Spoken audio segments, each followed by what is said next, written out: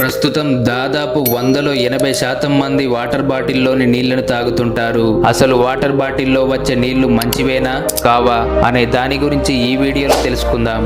ఈ ఆధునిక కాలంలో బయట అడుగు పెట్టాక నీళ్లు తాగాలంటే ఖచ్చితంగా మినరల్ వాటర్ బాటిల్లోని వాటర్ ని తాగాల్సిందే.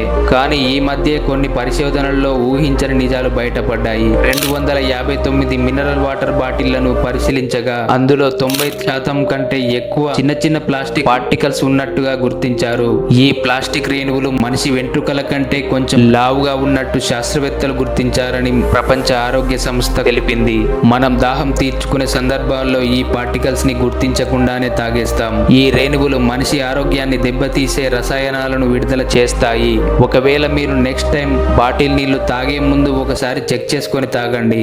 అలాగే ఎక్స్పైరీ డేట్ కూడా చూసుకొని తాగడం మరీ మంచిది. ఇన్ఫర్మేషన్ నచ్చితే వీడియోకి ఒక లైక్ చేయండి చాలు.